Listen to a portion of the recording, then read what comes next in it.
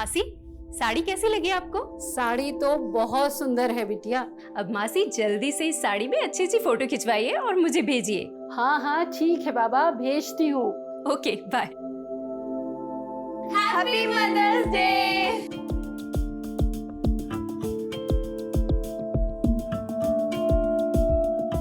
शाम की mother's day party के लिए आप दोनों तैयार हैं ना? हाँ बिल्कुल। कोई पार्टी वार्टी नहीं होगी। और वैसे भी शाम को सुमन के घर जाना है जगराते में। कल्याणी, तुम्हें अच्छे से पता है ना कि सुमन का पति प्रताप तुम्हें बिल्कुल पसंद नहीं करता। प्रताप पसंद नहीं करता, सुमन तो मुझे समझती है ना, इसलिए आप, मैं और शिप्रा जाएंगे जगराते में। तुम्हें जाना है जाओ, मैं कहीं नहीं जा रहा।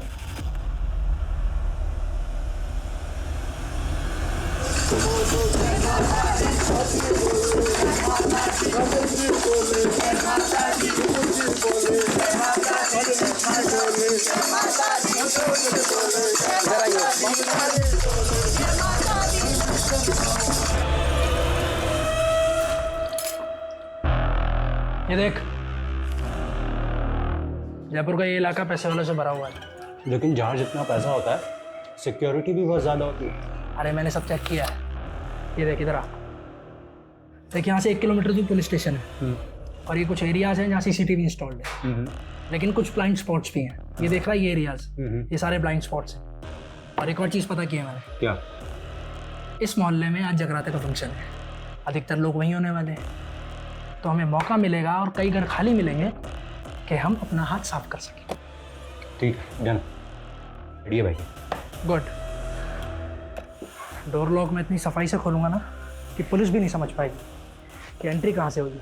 लेकिन हाँ, इस बार किसी को जान से नहीं मारेंगे। अरे तू संन्यास ले ले रे यार, रॉबरी करने जा रहे हैं, कोई सामने आएगा तो ठोकना तो पड़ेगा ना। चाची, हाँ ये तो रख दो और मिठाइयों वाली थाली ले। एक मिनट कॉल आ रहा है, मैं बात करके आती हूँ। Hello,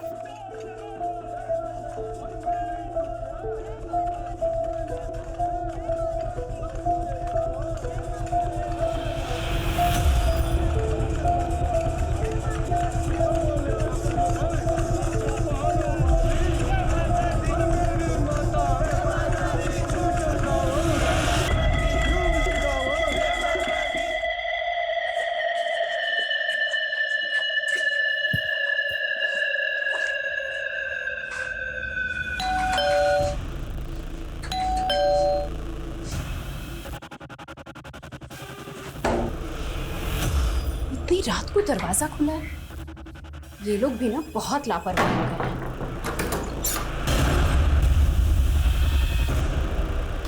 Pranjali,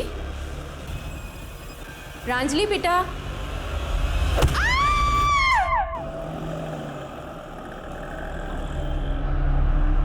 The number you have called is currently switched off.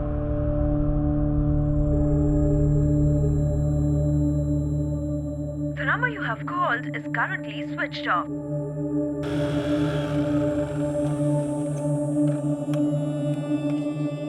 चाची,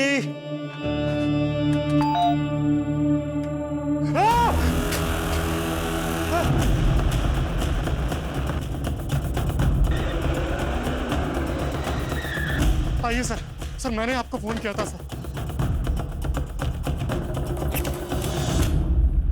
के निशान, शायद कत्ल से पहले इनके साथ मारपीट हुई है।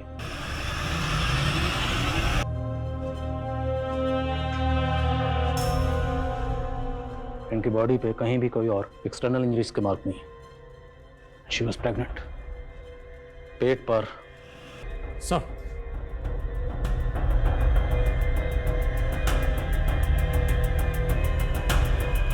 मेरे फ्रेंड ऋषि की फैमिली है सर। सर वो मुंबई में अपनी पत्नी चंचल के साथ रहता है। उसकी छोटी बहन प्रांजलि की शादी होने वाली थी, तो बस वो भी आने वाला था सर। सर उसी ने मुझे फोन किया। तेजस, अरे यार मेरे घर पे किसी का फोन नहीं लग रहा यार, ना मम्मी ना पापा ना किसी का भी। तो एक काम करना, तू घर पे होके आना। लेकिन हमें तो घर से कोई फोन नहीं मिला। आपकी आखिरी बात कब हुई थी इनसे? सर कल ही हुई थी सर। चाची ये ऋषि ने कहा था कि बॉक्स आप तक पहुंचा दो।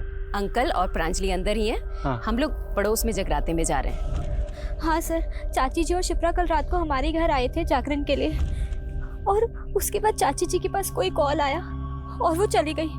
सर थोड़ी देर बाद में शिप्रा के पास भी कोई कॉल आया था। हाँ ठीक है, आती हूँ। और वो भी चली गई थी। और सर शिप्रा ना थोड़ी सी अनकंफर्टेबल सी लग रही थी।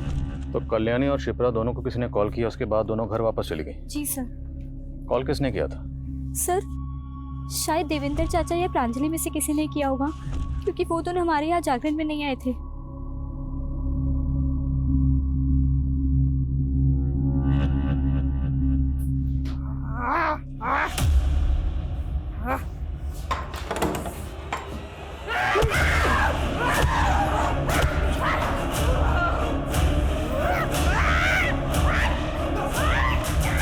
देखो किसी को भी चोट लग, डंडा फेंक दो। और मैं डंडा खींच।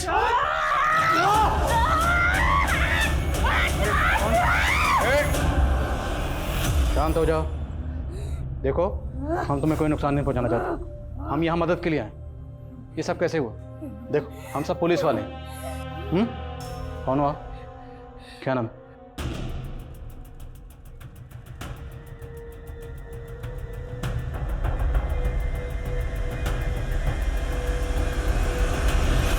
10 साल से जानता हूँ और पिछले 2 साल से तो ये लोग अजमेर में थे, मैं भी वहीं था सर। पर इस लड़की को मैंने पहले कभी ऋषि के घर में नहीं देखा सर। नहीं सर, हमने कभी इस लड़की को इस घर में नहीं देखा। हो सकता है कहीं बाहर से घुस आई हो, क्योंकि इस एरिया में भी कभी नहीं देखा इसको।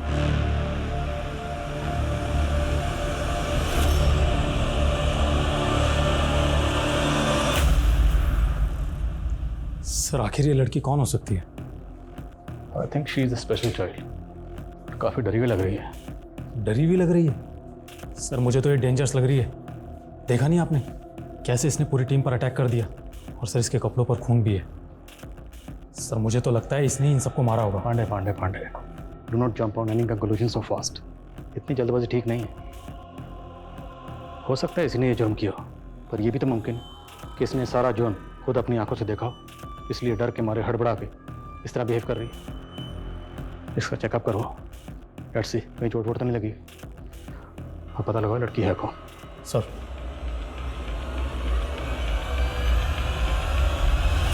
बहुत बड़बड़ कर रही थी पुलिस के सामने तू, हैं? सब कुछ याद रहता मैडम को, लेकिन ये याद नहीं रहता। चले क्या? अरे मुंह क्या ताक रही है? नाश्ता लेकर आ। जागरण की रात कहाँ गए थे आप?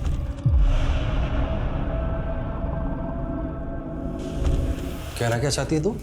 हाँ? बहुत देर बाद आप जागरण में वापस आए थे। तुझे मालूम नहीं है तुझे तेरे पति से किस तरीके से बात करनी है? हाँ? आइंदा अगर ऐसे पूछताछ की ना मुझसे तो जान से मार दूंगा तुझे।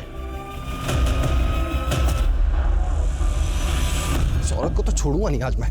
मेरा घर बर्बाद करना चाह रही है। कल्याणी चाची, कल्याणी चाची, क्या बात है? क्यों चिल्ला रहे हो? क्या बदतमीजी है ये क्या पट्टी पढ़ा रही है आप मेरी बीवी को? और बदतमीजी मैं नहीं, बदतमीजी आपकी पत्नी कर रही है। अभी सुमन अपनी माँ को फोन करके बता रही थी कि कल्याणी चाची ने उसे बताया कि अपने पति से कैसे तलाक लेना है। तो क्या गलत कहा मैंने? आज फिर तुमने इसे थप्पड़ मारा? सुमन, चलो अभी के अभी पुलिस के पास रिपोर्ट दर्ज करवाने। चलो मेरे साथ। चाची, हमें पुलिस के चक्कर में नहीं पड़ना, और आप भी हमारी गृहस्थी से दूर रहिए। समझ में आ गया आपको, या और कुछ समझाना बाकी है? आगे से दूर रहिएगा इससे। जैसी रिपोर्ट आती है मुझे तुरंत इन्फॉर्म करो। Okay sir. सर उस लड़की का मेडिकल टेस्ट करवाया। सर उसके शरीर पर कोई भी चोट का निशान नहीं है, और ना ही रिपोर्ट में रेप कंफर्म हुआ है। सर मुझे तो उस लड़की पे ही शक हो रहा है। हो सकता है कहीं से घर के अंदर घुस आई हो और उसने सबका खून किया हो। लेकिन लड़की है कौन, कुछ पता चला? सर कल्याणी के आस पड़ोस में हमने पता किया, उस लड़की के बारे में किसी को कुछ भी पता नहीं है, और ना ही उस लड़की को उस मोहल्ले में कभी किसी ने देखा। और सर ऋषि से भी फ़ोन पर हमारी बात नहीं हो पा रही है, उसका फ़ोन रीचेबल नहीं है। जितने मेंटल असाइलम में सब जगह पता करो, हो सकता है लड़की कहीं से भाग कर आई हो। फैमिली के बारे में कुछ और पता चला? सर ज़्यादा तो नहीं, लेकिन हाँ, प्रांजलि की अरेंज मैरिज होने वाली थी। लड़का नोएडा का रहने वाला है और उसका नाम अनमोल है। मैंने उससे भी बात की, उसको भी इसके बारे में कुछ पता नहीं है। हो सकता है मामला लूटपाट और कत्ल का ही हो। घर में शादी होने वाली थी, जाहिर सी बात है घर में कैश और ज्वेलरी होगी, और घर से बाकी सामान क्या क्या चोरी हुआ ये ऋषि के आने के बाद पता चलेगा। घर के आसपास जितने भी सीसीटीवी हैं सबकी फुटेज खंगालो, देखते हैं और क्या मिलता है। सर शिप्रा का पति सुदीप अजमेर का रहने वाला है, नारकोटिक ऑफिसर है। मैंने उसे थाने बुलाया बातचीत करने के लिए। ठीक है। बोला था ना बड़ा हाथ मारूंगा। अब यहाँ से निकलने का टाइम आ गया। चल सब ले, सब डाल ले। मैं सुदीप सिंह, नारकोटिक्स डिपार्टमेंट अजमेर। आपके एरिया में इतना बड़ा कांड हो गया है, मेरी पत्नी, मेरे सास, ससुर और साली को इतने बेरहमी से मार डाला गया है। यही है आपके एरिया का लॉ एंड ऑर्डर? ऐसे ही काम करते हैं आप लोग? काम करते भी हैं, बस हाजिरी बजा के सैलरी उठाते हैं। देखिए, आपका दुख मैं समझ सकता हूँ। हम अपनी तहकीकात कर रहे हैं, और तहकीकात का तरीका और प्रोसेस क्या होता है आप तो समझते ही हैं। आप खुद एक ऑफिसर हैं। क्या एक्सपेक्ट करते हैं आप मुझसे? और इन्वेस्टिगेशन क्या कर रहे हैं आप लोग? सीसीटीवी फुटेज चेक किया आपने? हमने चेक की, लेकिन अभी तक हमारे हाथ में ऐसी कोई सीसीटीवी फुटेज लगी नहीं, और हम कोशिश कर रहे हैं। इसमें कोशिश क्या करना है? इस एरिया में जितने भी क्रिमिनल थे उसे उठाकर तोड़िए, अपने खबरी को काम पर लगाइए, और अगर आप लोगों से नहीं हो सकता तो मुझे बताइए। क्या फैमिली में कोई प्रॉब्लम थी? मैं आपसे क्या कह रहा हूँ, आप मुझसे क्या पूछ रहे हैं? अब खामखा ये फैमिली और दुश्मनी में कहाँ घुसे जा रहे हैं? It's a clear case of robbery and murder. आपको समझ भी नहीं आ रहा क्या? क्या फैमिली में कोई प्रॉब्लम थी? मुझे नहीं पता, और मुझे लगता भी नहीं है। आपके और आपकी बीवी के बीच में रिश्ता कैसा था?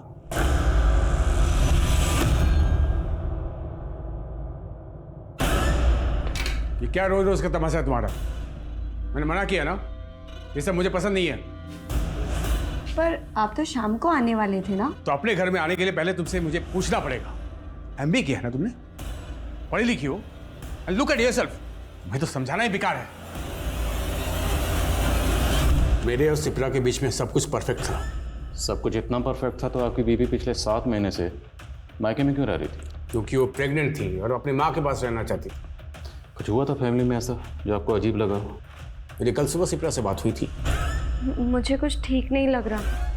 सारा दिन जी घबराता रहता है मेरा। और क्या बात हुई थी? ये हुई नॉर्मल बातें। आप इस लड़की को जानते हैं? जी नहीं, मैंने इसे पहले कभी नहीं देखा। कौन है ये? जब हम आपके ससुराल में पहुंचे, आपके ससुराल में सबकी डेड बॉडीज पड़ी हुई थी, और ये लड़की स्टोर रूम में छुपी हुई थी अकेली, और इसके कपड़ों पर खून लगा हुआ था। शायद आप इसे जानते हो, कभी देखा हो वहाँ पे? मैं इसके बारे में कुछ नहीं जानता। कहीं इसी ने तो कुछ नहीं किया।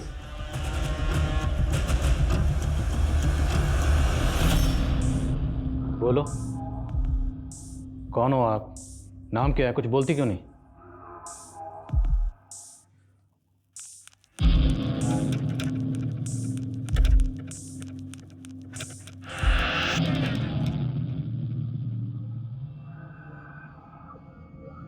लड़की के पैर पे कुछ चोट का निशान है, एज इफ किसने चेन से बांधा उसे। बिल्कुल सर, क्योंकि हमें कल्याणी और देवेंद्र के घर से लोहे की चैन मिली थी। सर देवेंद्र और कल्याणी का बेटा ऋषि है। सर मैं घर पे सबको सरप्राइज देना चाहता था, फिर मुझे लगा सबको बता देता हूँ, किसी को कुछ सामान मंगाना होगा तो बोल देगा। लेकिन जब मैंने फ़ोन किया तो सबका फ़ोन स्विच ऑफ जा रहा था। मेरी फैमिली के साथ ऐसे कैसे हो गया? सर मैं फ्लाइट में था, मेरा फ़ोन स्विच ऑफ था। आप जरा आइए हमारे साथ, आइए। इन्हें जानते हैं? तुलिका दी?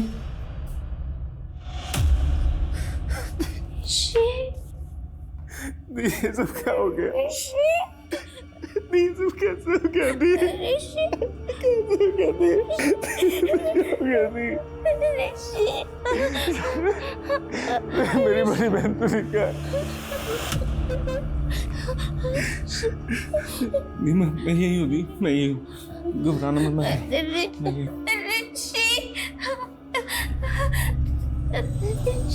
के पैर पर चोट के निशान है, तो आपके घर वाले ने चेन से बांध कर क्यों रखते थे? क्योंकि कभी कभी उनको संभालना बहुत मुश्किल हो जाता है सर। यार माँ, मेरे ऑफिस की बहुत इंपॉर्टेंट फाइल थी, मिल नहीं रही है। कहाँ रखी है? अरे बेटा उस सोफे की तरफ देखो, उधर ही होगी। या कहीं पे भी रख देते हो ना आप लोग। कहाँ है यहाँ पे? यार क्या कर रही हो? अरे वो मेरी फाइल है ऑफिस की। अरे यार वो, अरे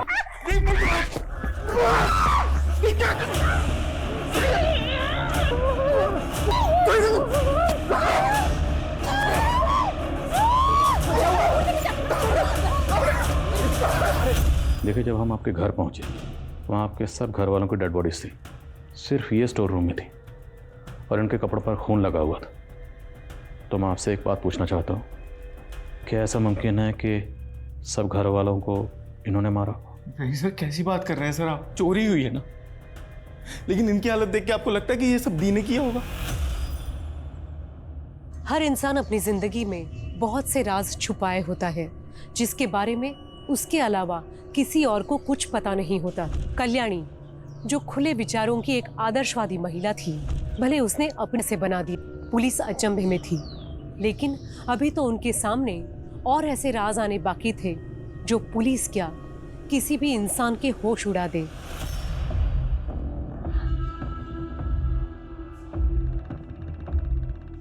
दुल्हनिया दुल्हनिया दुल्हनिया मेरी बहन की शादी गंदी गंदी गंदी गंदी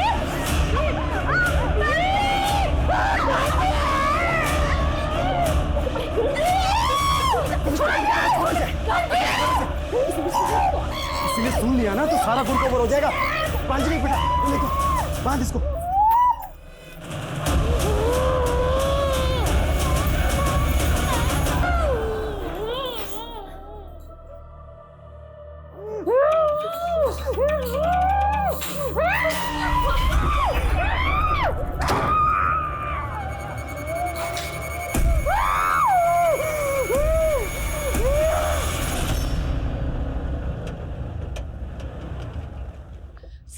सर मैं कल्याणी की मौसी हूँ, मुझे तुलिका से मिलना है। सर ये अमरनाथ जी हैं, कल्याणी के मोहल्ले में एनजीओ चलाते हैं। सर कल्याणी ने अपने बच्चों को बहुत अच्छे से पढ़ाया लिखाया था और वो नहीं चाहती थी कि तुलिका अनपढ़ रह जाए, इसलिए उसने मुझे तुलिका को पढ़ाने के लिए घर पे बुला लिया। वो मुझे और मेरे स्टाफ को अच्छे से जानती है। हम तो सिर्फ इतना चाहते हैं सर कि जब तक ये केस सॉल्व ना हो जाए तब तक तुलिका अपनी नानी के साथ हमारे एनजीओ में ही रहे। सर क्या हम तुलिका से मिल सकते हैं? जी। तुलिका तुलिका नानी मेरे बच्चे नानी नानी नानी बस। सर क्या हम तुलिका को अपने साथ ले जाएं? ठीक है।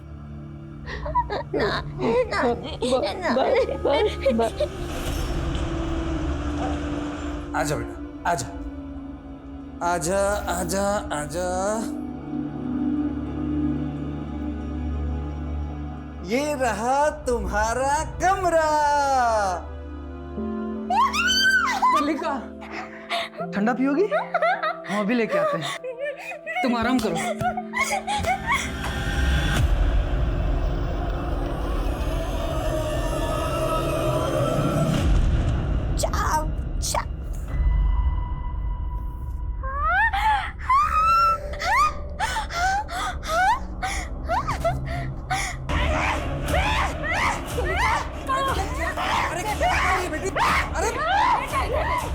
क्या हुआ बेटा? तुलिका ठंडा पियो।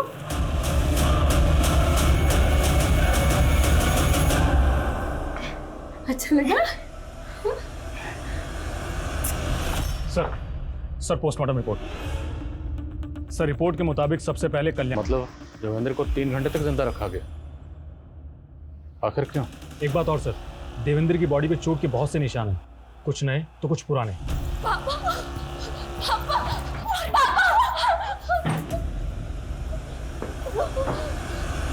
सर प्रांजलि सेक्सुअली एक्टिव तो थी, लेकिन उसके साथ में रेप नहीं हुआ था। पूरी फैमिली को तड़पा तड़पा के मारा गया। पर ताज्जुब की बात है, तुलिका को नुकसान नहीं पहुंचाया गया। सर तुलिका हमें स्टोर रूम में मिली थी, हो सकता है किलर ने उसे देखा ही ना हो। 3 घंटे तक ना देखा हो, कातिल वहां पर 3 घंटे तक था। सर ये भी तो हो सकता है कि ये पूरा मामला लूटपाट का ही हो और हमें भटकाने के लिए सब किया गया हो, क्योंकि सर उसी रात को उस एरिया में एक चोरी भी हुई थी। सर घर का ऑनर इंडिया में नहीं रहता है, लेकिन गार्डन की सफाई करने के लिए माली कभी कभी वहां पर जाता है। जब कल वो वहां पर गया था तो ताला टूटा हुआ दिखा था उसे। मुमकिन है। कातिल तक पहुंचने का हमारे पास एक रास्ता है और वो है ज्वेलरी जो प्रांजलि ने पहन रखी है।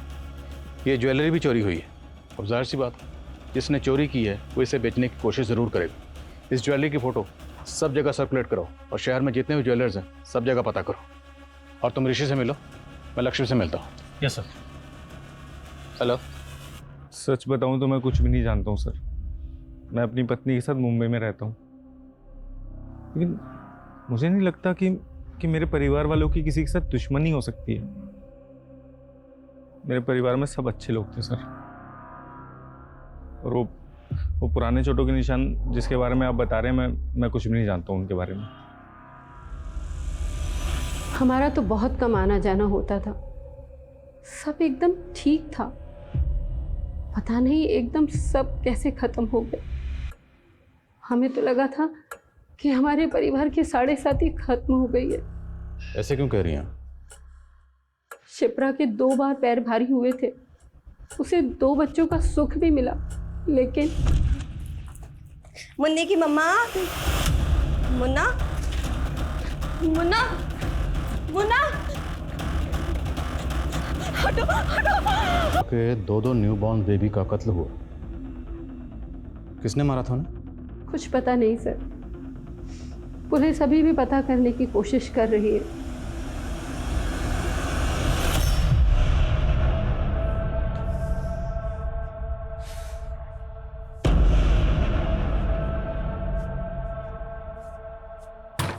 खोल, ये खोल।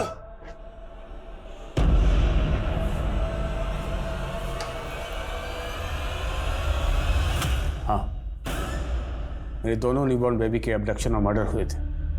एक 3 साल पहले, एक 2 साल पहले। पर यह बात आपने हमें पहले नहीं बताई।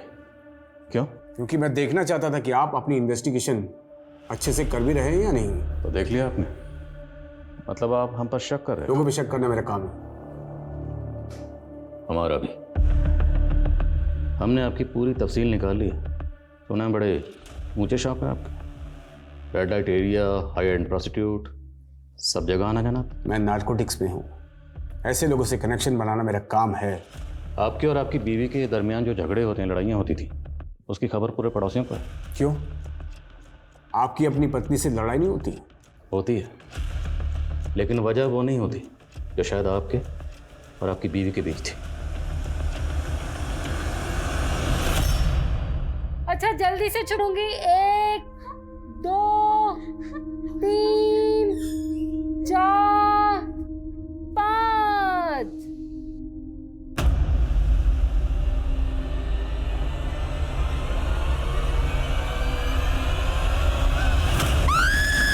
तुलिका, तुलिका, तुलिका, तुलिका, तुलिका, कोई नहीं है बेटा।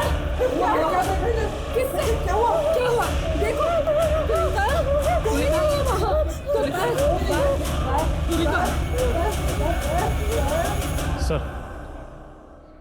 सर कल्याणी और शिप्रा के कॉल रिकॉर्ड्स। सर दोनों को आखिरी बार कॉल प्रांजलि का ही आया था। तो इन दोनों को फ़ोन करके जगराते से वापस प्रांजलि नहीं बुलाया था? प्रांजलि, बोलो बोलो बेटा, क्या हुआ? हाँ ठीक है, आते हूँ। सर प्रांजलि की शादी अनमोल के साथ में होने वाली थी, लेकिन उसके कॉल रिकॉर्ड्स में अनमोल से ज़्यादा तेजस के कॉल्स हैं। सर दोनों के बीच में लंबी लंबी और लेट नाइट तक बातें होती थी। इट सीम्स कि दोनों का अफेयर चल रहा था।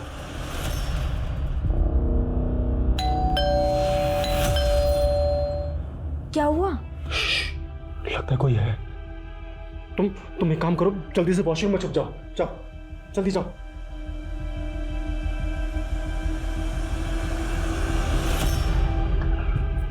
मेरे और अनमोल की शादी में भांड बनकर नाचने की तैयारी हो गई? अरे क्या बोल रही हो प्रांजलि? मुझे कुछ समझ नहीं आ रहा है। मैं क्या बोल रही हूँ?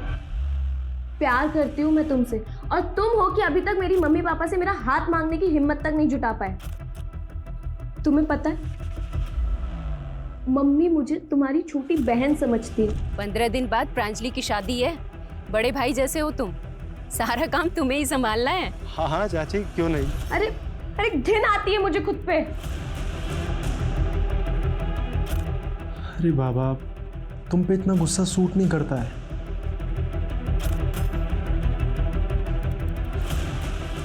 देखो, अगर मेरी शादी तुमसे नहीं हुई तो मैं अपनी जान दे दूंगी, समझे तुम? हाँ सर, मैं प्रांजलि से बात करता था। तो क्या हुआ सर? ऋषि बाहर रहता था तो दोस्त होने के नाते मेरे कुछ तो फर्ज बनते थे उसकी फैमिली के लिए। प्रांजलि मेरी बहन जैसी थी सर। कोई अपनी बहन को होटल के रूम में बुलाता है। जिस जिस होटल में तुमने फ़ोन करके रूम बुक किया था ना, सबकी डिटेल है हमारे पास। बिठा के पूछ रहा हूँ, सच बोल दे। सर मैं सब सच सच बोलता हूँ सर। सर मेरा और प्रांजलि का अफेयर चल रहा था, लेकिन 1 साल पहले ही सर हमारा ब्रेकअप भी हो गया था। पर बातचीत का सिलसिला बंद नहीं हुआ था, मिलना जुलना भी बराबर चल रहा था। हाँ सर, मिल रहे थे हम सर, लेकिन मैं सिर्फ उसे टाइम दे रहा था ताकि वो मूव ऑन कर सके। जैसे तुम मूव ऑन करके किसी और के साथ। सर मेरा यकीन कीजिए सर, मेरा किसी भी चीज़ से कोई लेना देना नहीं है, प्लीज़ सर। ठीक है, जाओ, नजर रखो इस पे। इस केस में कौन सच बोल रहा है कौन झूठ बोल रहा है, किसी के भरोसा करना बिल्कुल मुश्किल है। सर खबरी ने बताया कल्याणी का पति देवेंद्र हिस्ट्री शीटर्स के टच में था। अभी कुछ दिनों पहले जब देवेंद्र अपनी पत्नी के साथ मार्केट से आ रहा था तो रोड पे कुछ तमाशा भी हुआ था।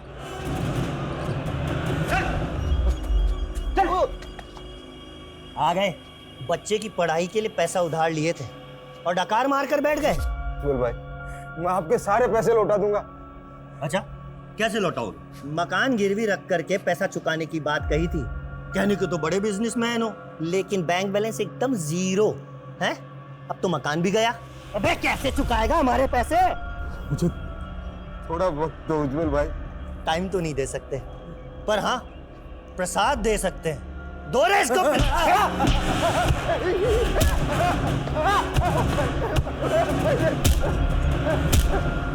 रुको रे। एक हफ्ते का टाइम है तेरे पास, उसके ऊपर 1 दिन भी नहीं। सर सर, उज्जवल के बारे में कई जगह पता किया, लेकिन ये उज्जवल अंडरग्राउंड है। तो ग्राउंड खोदो और जहां कहीं भी छुपा हुआ है उसे बाहर निकालो। सर शिप्रा और सुदीप के बच्चों के मर्डर की केस फाइल चेक की मैंने। सर उस दौरान वहाँ पे एक अनजान आदमी को देखा गया था। एक पड़ोसी ने बताया कि उसी आदमी ने बच्चों को चुराया। सर उसने उसका एक स्केच भी बनवाया। तो हो सकता है जिसने शिप्रा के बच्चों को कत्ल किया ये बाकी के कत्ल भी इसी ने किया। इस स्केच को सब जगह सर्कुलेट करो। सर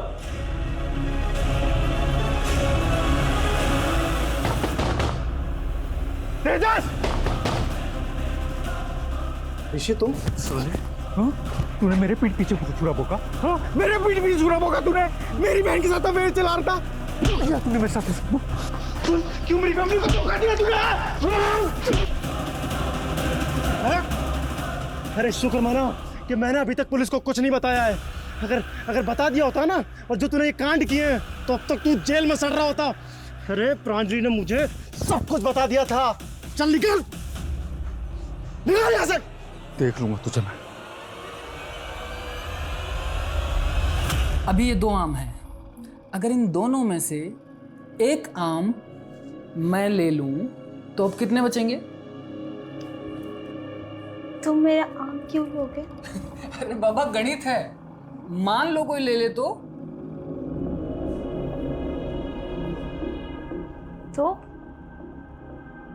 तो मैं गले में ऐसे रस्सी डालकर जोर से खींच दूंगी, जैसे माँ के साथ हुआ। ऐसे मार के मार दूंगी, जैसे शिप्रा दीदी के साथ हुआ। तो कपड़े खोल के गले में रस्सी डाल के तुलिका को परेशान करेगा। तुलिका उसको डिशम कर डालेगी। तुलिका, ये सब तुम क्या कह रही हो?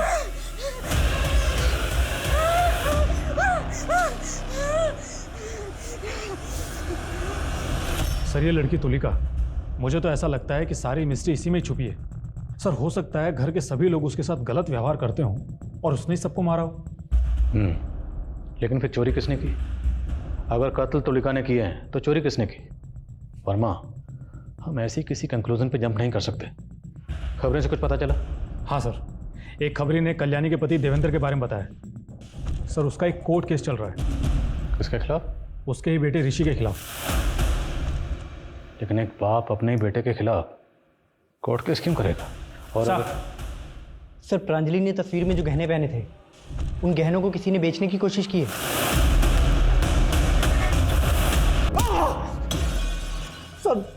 सर मैं सच कह रहा हूँ सर, मैंने किसी को नहीं मारा है सर। तूने कुछ नहीं किया तो गहने तेरे पास कहाँ से आए?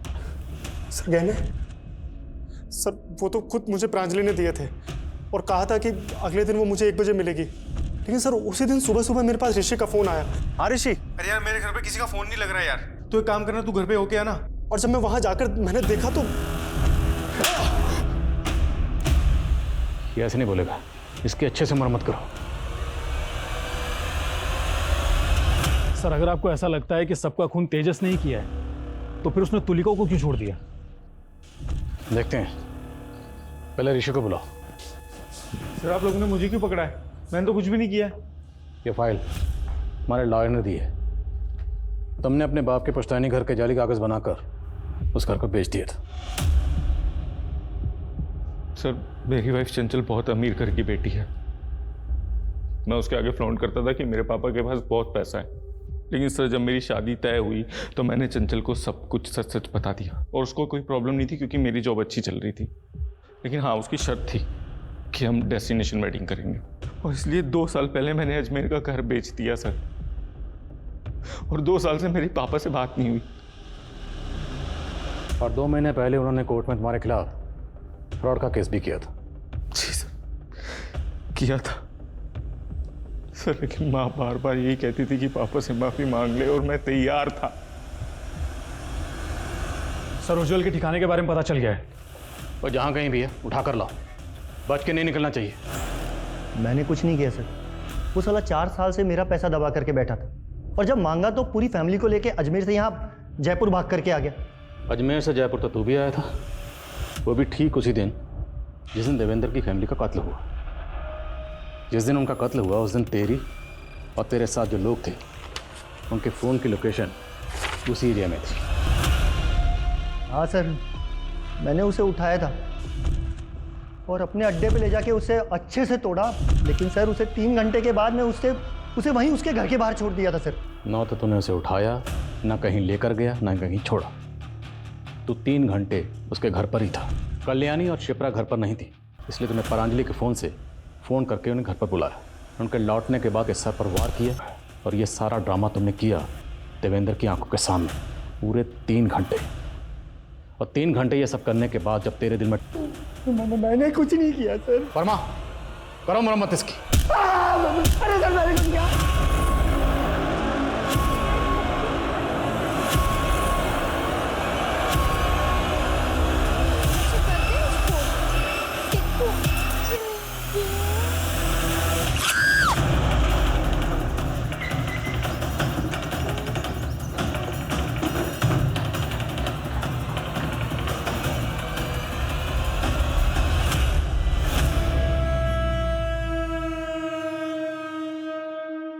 भगवान का शुक्र है सर, मामूली सी चोट है, कुछ ही दिनों में ठीक हो जाएगी। हल्का सा कट है। अमरनाथ जी, क्या लगता है आपको तुलिका पर इस तरह से किसने हमला किया होगा? कह नहीं सकता सर। मुझे सीसीटीवी फुटेज देखनी है। हाँ हाँ सर, फुटेज दिखा देते हम।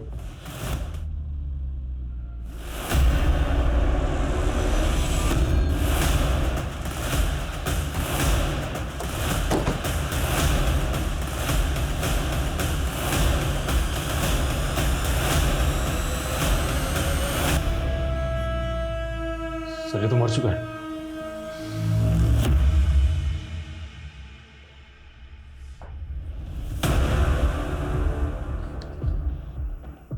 मेरी मौत का जिम्मेदार कोई नहीं।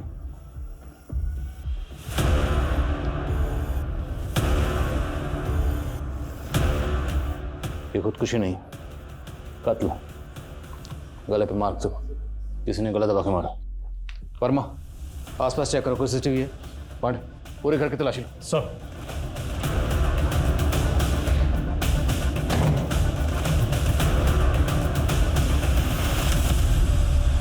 सर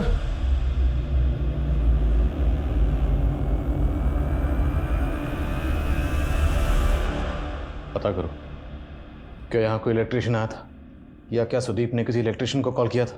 लेकिन सर मुझे एक बात समझ में नहीं आ रही है, सुदीप ने तुलिका पर अटैक क्यों किया? शायद तुलिका इसका जवाब दे पाए। तुलिका, सुदीप तुम्हारे जीजू, बोलो क्या किया था इन्होंने तुम्हारे साथ? बोलो क्या किया था, बोलो।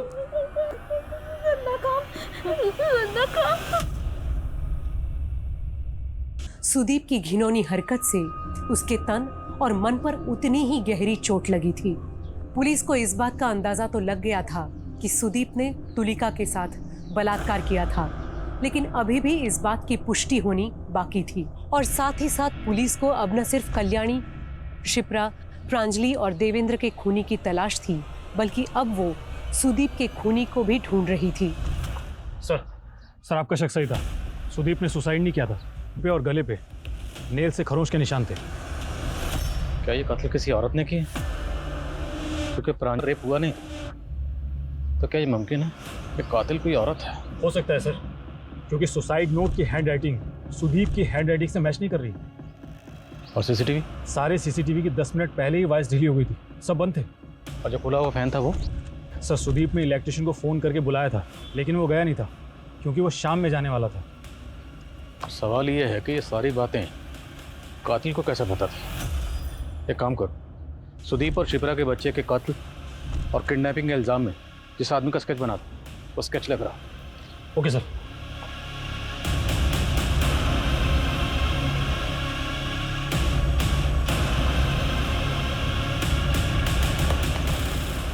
ये अब ज़रा इस फोटो की फेस मैपिंग करो स्केच के साथ।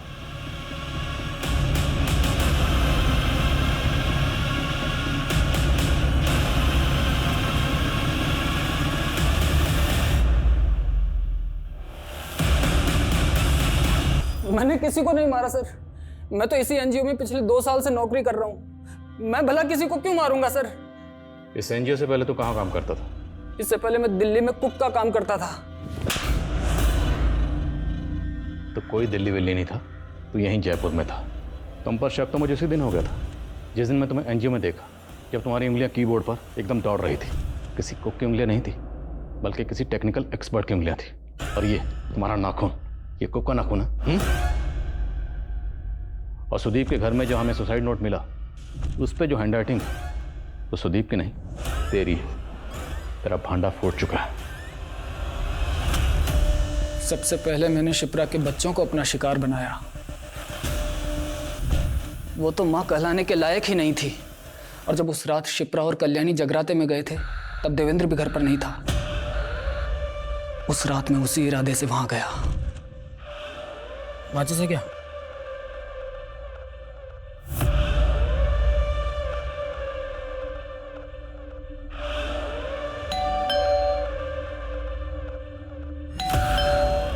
योगी भैया, योगी भैया, योगी भैया, कौन लगा?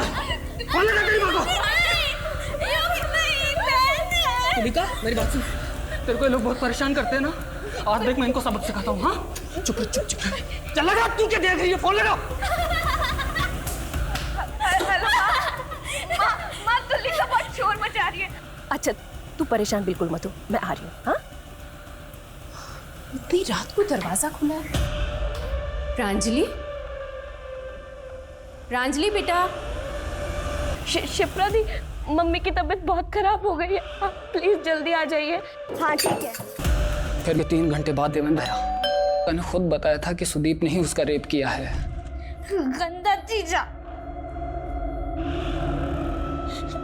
चोट लगते चीजा, गंदा गंदा चीजा। मैंने सुदीप का फोन हैक किया था। उससे पता चला कि उसने इलेक्ट्रिशियन बुलाया है और मैं इलेक्ट्रिशियन बन के उसके घर पे चला। तूने उन सबको क्यों मारा? बोलेगा या पहले मार खाएगा? जिसे किस्मत ने इतना मारा हो उसे आप क्या मारेंगे सर? हमारी तो पैदाइश ही गाली थी, तभी तो पैदा करते ही छोड़ दिया कल्याणी और देवेंद्र ने मरने के लिए। मतलब ये कि कल्याणी और देवेंद्र ही हमारे माता पिता थे। सर, कल्याणी और देवेंद्र एक दूसरे को कॉलेज के दिनों से प्यार करते थे, लेकिन जीजाजी को ये रिश्ता बिल्कुल पसंद नहीं था। तभी कल्याणी को पता लगा कि वो माँ बनने वाली है। जीजाजी ने बच्चे को गिराने की बहुत कोशिश की, लेकिन कल्याणी की जान को खतरा था, इसीलिए उन्होंने बच्चा होने का इंतज़ार किया। और बच्चा होने के बाद कल्याणी से झूठ बोला कि मरा हुआ बच्चा पैदा हुआ है। उसके 1 साल बाद जीजाजी की दिल का दौरा पड़ने से मौत हो गई और फिर दोनों की शादी हो गई। लेकिन हमें नहीं पता था कि कल्याणी का बड़ा बेटा जिंदा है। मेरे नाना जी ने मुझे अनाथ आश्रम में छोड़ दिया था। बहुत मुश्किल से माँ बाप का पता मिला था। मैं तो शुरू से ही उनसे नफरत करता था सर, बचपन से। लेकिन उन्हें जब पहली बार देखा तो मेरा मन पिघल गया। सोचा छोड़ देते हैं। अरे आइए योगी जी, आइए बैठिए। वो तुलिका अभी नाश्ता कर रही है, अभी बुलवाता हूँ। ये भी ना बहुत चिल्लाने लगी है, आप कुछ एक मिनट आप बैठी, मैं देखता हूँ।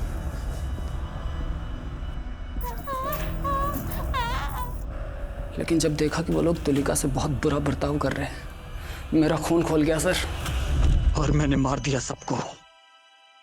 मेरी बहन तुलिका कितनी प्यारी है ना, मासूम, एकदम पवित्र। जिन लोगों को तूने मार दिया वो भी तुलिका से प्यार करते थे, और बहुत ज्यादा प्यार करते थे। तुमने एक हंसता खेलता परिवार खत्म कर दिया, एक ऐसा परिवार जिसका शायद तुम भी हिस्सा बन सकते थे। अगर तुमने अपनी सच्चाई देवेंद्र और कल्याणी को बताई होती तो आई एम श्योर वो तुम्हें अपना लेते, क्योंकि उन्हें तो पता ही नहीं था कि उनका पहला बेटा जिंदा है। तूने उन सबको मारकर ना सिर्फ उनकी जिंदगियां खत्म की, बल्कि खुद की जिंदगी भी बर्बाद कर ली। कहते हैं अंधेरा कितना भी गहरा क्यों ना हो, कभी ना कभी जिंदगी में उजाले की किरण जरूर आती है। लेकिन कुछ लोग चाहकर भी अपने अतीत के अंधेरे से नहीं निकल पाते। भले ही हालात ने योगी को एक कठिन जीवन जीने के लिए मजबूर किया था, लेकिन अगर योगी कोशिश करता तो अपने जीवन को संवार सकता था। लेकिन अतीत के चक्रव्यूह में उसका वर्तमान ऐसे उलझा कि वो एक खूंखार अपराधी बन गया। वही कल्याणी, उसे तो ये पता भी नहीं था कि उसका और देवेंद्र का शादी के पहले का बच्चा जिंदा है।